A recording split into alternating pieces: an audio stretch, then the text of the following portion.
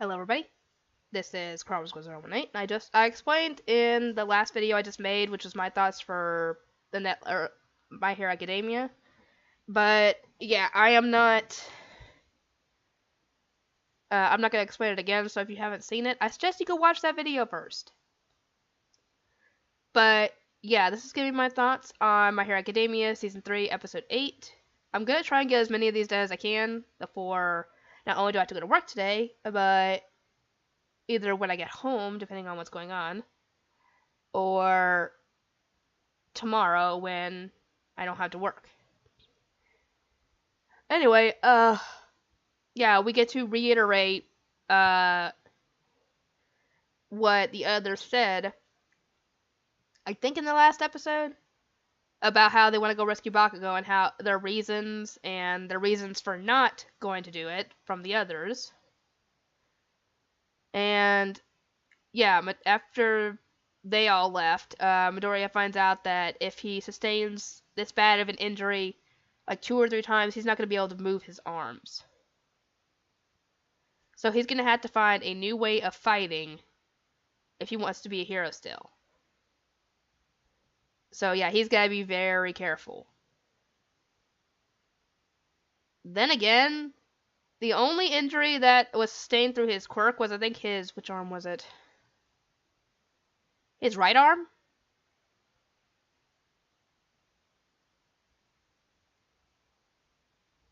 I don't remember if he used that same arm when that last attack against Muscular or not. I can't remember.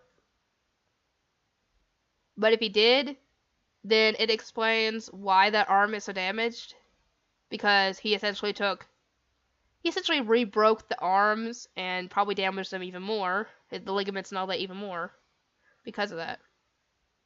But, yeah, anyway, he needs to find a better way of fighting when it comes to combat so he doesn't damage his arms like that anymore.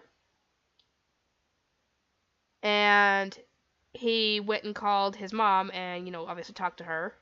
And the first thing she asked was, do you have to go back to UA? She's that worried about him that she doesn't want him going back and possibly getting hurt even more. I can understand where she's coming from, but this essentially is his dream. And if he was forced to not go to UA or possibly any other hero school, because there are other schools, then all that was for nothing. And essentially his dream would be crushed, and he probably wouldn't want to do anything else. So I can understand where she's coming from. She's a worried mother not wanting to get her son hurt. But when you're planning on being a hero or a villain or whatever, or any kind of line of work that involves going up against bad guys, it doesn't have to be a hero. It could be like a police officer, firefighter, whatever. You're bound to get hurt. Actually, no, it doesn't have to be going up against bad guys. It could be like being a firefighter or a doctor or something where you could possibly get hurt. So yeah, any kind of line of work like that, you could get hurt in. And so she would still be worrying about him. Actually, you can go into construction and still possibly get hurt. So yeah. A bunch of the jobs in that world you can get hurt in, so yeah. She'd probably be worried a bunch either way, because I doubt he would go for a desk job.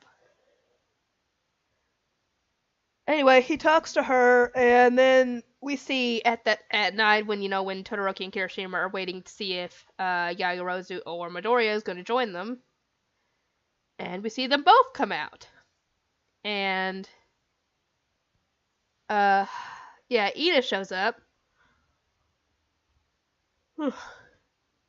and reiterates again how they aren't essentially not taking in how he feels about all this, because he doesn't want to see them get hurt or get arrested for using their quirks when they're not supposed to, or something worse happening.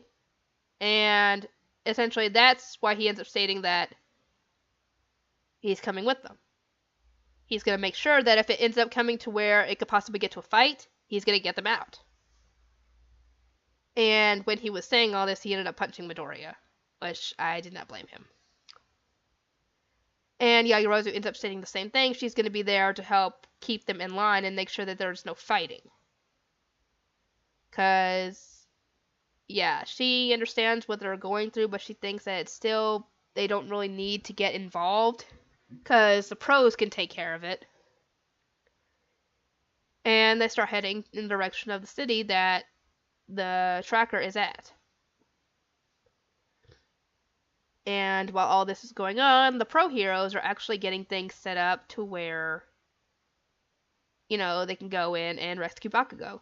Because they have to get, they also not only contact Endeavor, they contact like Gran Torino and all the other the big pro heroes, including actually Mount Lady as well. But we won't get to see any of that until probably the next episode.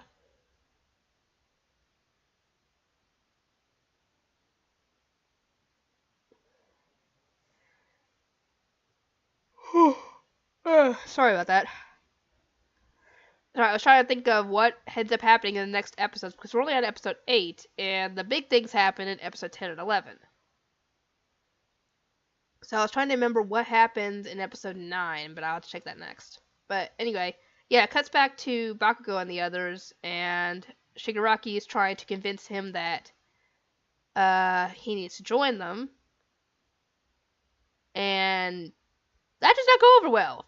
Because once they let Bakugo out of the restraints, he attacks and states that he's never going to join them because he wants to be a hero and no one's going to change his mind. And the thing is that the episode cuts off right when Shigaraki is looking at the hand that was knocked off his face when Bakugo attacked him. And for some reason says, father. I don't know who his father is, but I know who he considers master. I just don't know who he considers his father. I would assume his master is who he considers as a father figure. I don't know, because we don't know much. We know next to nothing about Shigaraki at this point, except for one detail that will pop up in episode 11, I think. Oh, anyway, the other thing I forgot to mention is when everybody arrives at that city, and obviously they need to get disguises, because they essentially will get recognized if they don't, because everybody has seen them in the sports festival, so yeah, they're gonna get recognized. And the outfits they wear are just so freaking, oh my god, Midoriya as a freaking thug, that is not right, that does not work. He is too nice for that. And yeah, it is just so weird to see them act like that. Or even weirder to see them look like that. Anyway.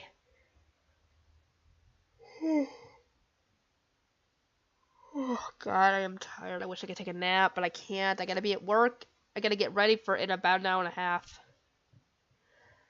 Anyway, that's about all that happens in this episode.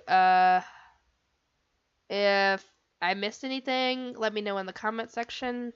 And if you want, you can, obviously in the comment section say what you liked about this episode, what you didn't like, what your expectations are for the series, or whatever.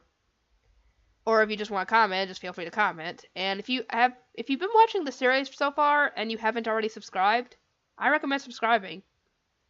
Because once season 4 starts and I get the English dub, I'm going to definitely do it.